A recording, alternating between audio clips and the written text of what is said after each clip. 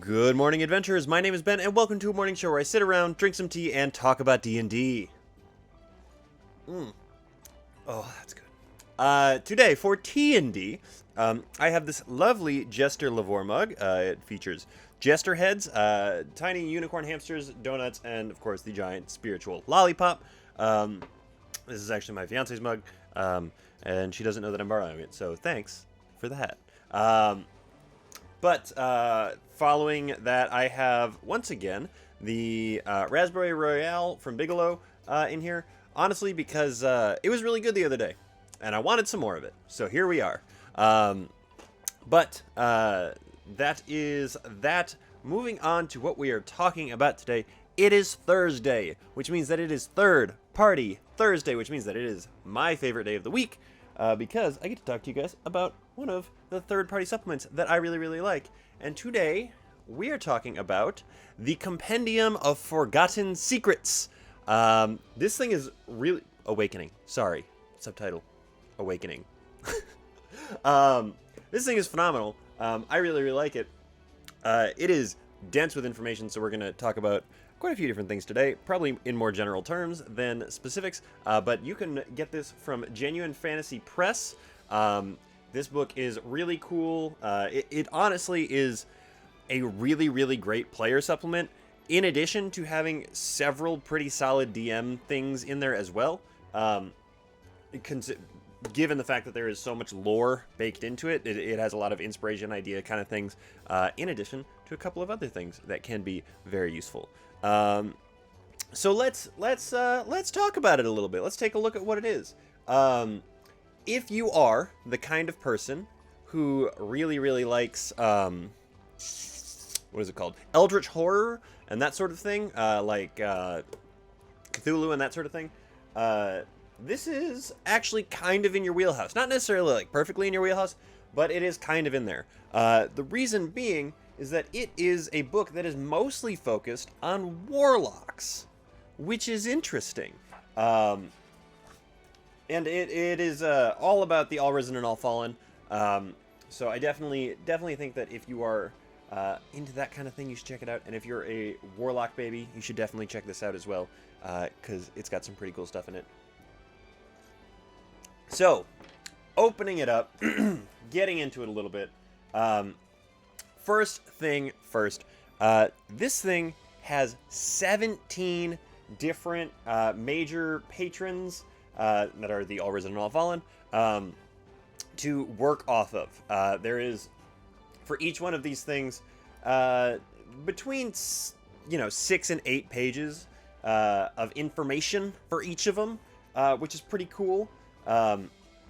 They all come with lore baked in, as I mentioned before, and every single one of those patrons does come with a warlock subclass. So that is 17 warlock subclasses just off the bat.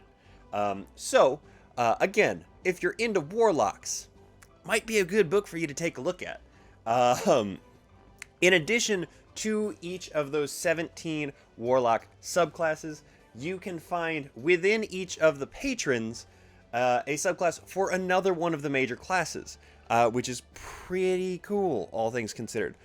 9 of the other 12 classes are represented here. You have 2 barbarian classes, 2 barbarian subclasses, 2 bard subclasses, 2 fighter subclasses, 2 monk subclasses, 2 paladin subclasses, 1 ranger subclass, 2 rogue subclasses, 2 sorcerer subclasses, and 2 wizard subclasses. So you have 9 of them there, plus the warlock, which gives you 10 total of the 13. The artificer is technically not, I believe it's not, technically not part of like Wizards open gaming stuff. So you can't actually technically publish and sell homebrew stuff for, third-party stuff for artificers. I think that also goes for homebrew. I'm just correcting it because this is technically a third-party book because it's from like a full company. So you are only missing 2 of the classes that they would actually be able to cover even, which is honestly, that's pretty good. That's pretty good, all things considered. I'm not mad at that. Genuinely not mad at that. Because the reality is you're not going to have something for everybody. And like a cleric doesn't necessarily make the most sense in this context, right? Right. Yeah, right. Just smile and nod. It makes life easier sometimes. Anyway, I got distracted by my list of notes. This book is only about half patrons and subclasses. The rest of it has additional things, in particular for warlocks for the most part. However, there is about 15 pages of races in here, which is honestly pretty cool. They are all yes, all of the races are based on the God, what are they called? Patrons. I'm a little all over the place, I guess. All of the races are based on the patrons from earlier. Each of the 10 races that are presented in this book are attributed to a patron. So 10 of the patrons have races that are associated with them as well, which is cool because you can kind of like double down on something then. If you so choose, you don't have to by any stretch of the imagination. Following the races section, which is what comes after the subclass and patron section, there are optional rules, which include a couple of, like table rules and stuff like that, and 17 new feats, which are, awesome. I love having feat options. The feats, let's actually flip to that part now, because feats are pretty easy to just kind of read off real quick, if we want to talk about one of them. Where are we? There we go. New feats. They all, obviously, go with the patrons that are earlier, or that are listed out earlier, and they are all marks. I put that in quotes because that doesn't necessarily mean anything other than the feat is mark of insert patron here. So let's talk about this one, because this is one of my favorites because it's just silly. We're going to talk about the mark of the gelatinous ones. And they use this phrasing a lot, and you'll see what I mean in a second here. You've been touched by the wiggly ooze of the convocation, and it has marked you. You gain the following benefits. As an action, you can touch an object and coat it in thick adhesive slime. Next time that object touches another object, it becomes bound to it as though by a strong glue. The glue cannot be broken the glue can be broken if a creature uses its action to make a strength check with a DC equal to your charisma score. Once broken, the glue vanishes. Additionally, you can cast Enlarge Reduce once without using a spell slot. Charisma is your spellcasting ability for this spell. You don't gain the ability to do so again until you finish a short or long rest. It's sort of leaning into like the ooze type of monster. Obviously, it's talking more about like gelatinous cube specifically, as opposed to like a black ooze. But you can kind of do what you want to with that one, honestly. So that's pretty cool, I think. I love feats, and I love the concept, at least, of being able to take something from these additional patrons and classes, even if you don't end up playing as one of them. Obviously, if you are going to try and do that, get it confirmed with your DM first. If you are a DM, make sure you let your players know that these are options, if you want them to be options. So following the optional rules, we come to one of the more robust sections, in spite of the fact that it is only a couple of pages long here. Let me get to it again, just because I want to make sure that I get this right. Something in here that I really, really like is that there is a couple pages of new Eldritch invocations. So often I feel like the invocations presented in the player's handbook and expansions are great, but they feel kind of limited. So adding more options is always good in my mind. And so I like that as a concept. Whenever I play a warlock or build a warlock, I'm always find myself going back to the same few invocations over and over again, depending on what I want them to do. And so having more options makes it feel like you can build a more diverse sort of palette of warlock if you want to. Let's talk about one of them. Why not? Let's talk about Captured Heart Invocation. You gain advantage on attack rolls targeting creatures that you have charmed. If you attack a creature that you have charmed, it cannot take reactions until the end of your next turn. That's pretty good. It is relying on the fact that you are going to be a charm-based warlock then. But honestly, like, that's not a super difficult thing to build out, really. That is one that doesn't require any sort of... it doesn't require a prerequisite. There we go. That's what I'm trying to say. Which means that actually you could take it as part of your Eldritch Adept feat if, again, you are using these rules in your game. Because the Eldritch Adept allows you to pick an Eldritch Invocation, assuming you meet the prerequisites for it. So make sure you meet all the prereqs for that. So that is really awesome. They have them, obviously, that scale with levels and things like that, so they are definitely worth checking out in this book as well. Then there's about 9 pages of lore and that general kind of thing. And then you get to the next 15 pages, which include alternate options for the Pact of the Chain. So if you don't know, the Pact of the Chain is the one where you get a familiar buddy, essentially. And so Pact of the Chain, or these alternate options for Pact of the Chain give you more familiar options. Specifically, you guessed it, there are 17 of them, so that there's one for each of the patrons. They're pretty cool. Like, I don't know, let's take a look at the Haunted Crow, shall we?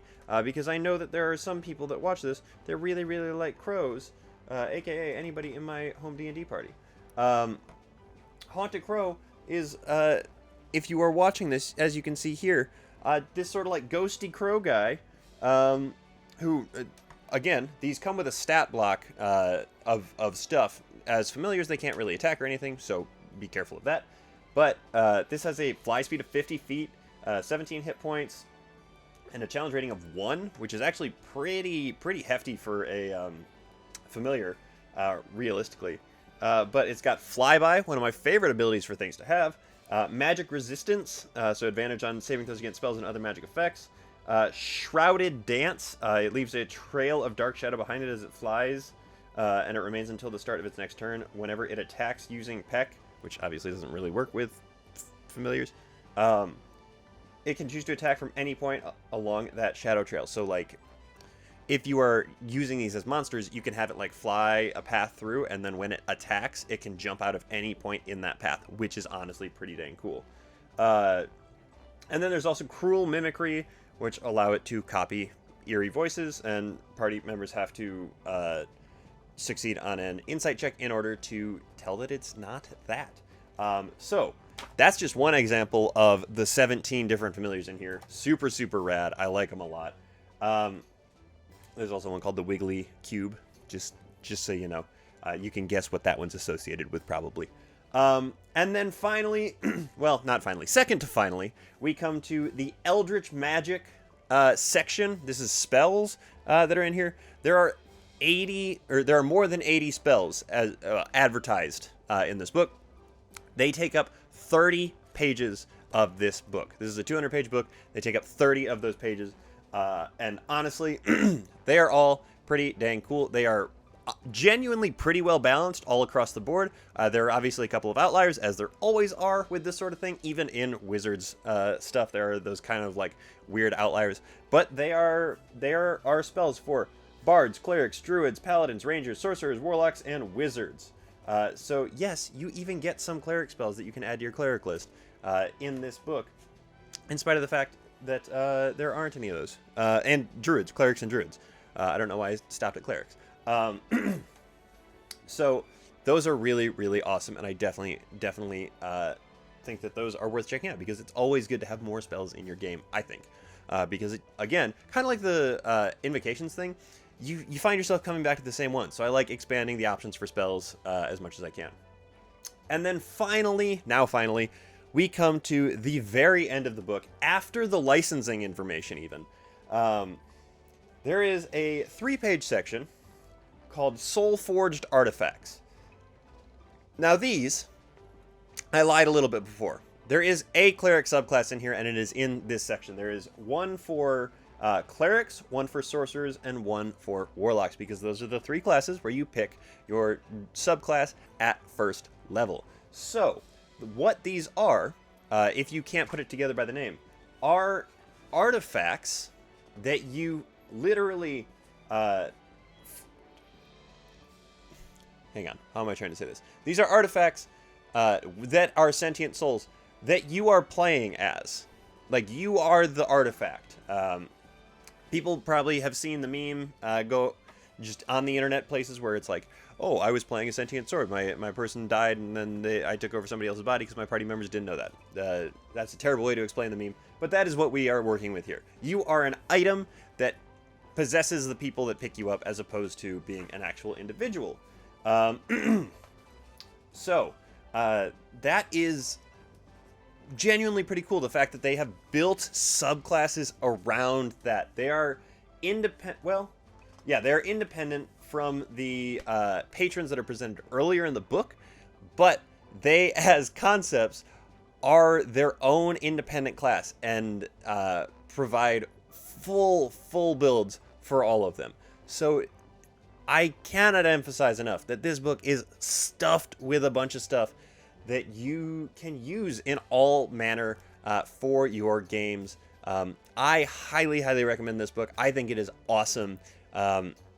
Reading back through it again, getting ready for this episode here, just made me excited because it's so cool. It's a really cool book, and I am gonna sit down a little bit longer with it and take another lap back through some of my favorite parts.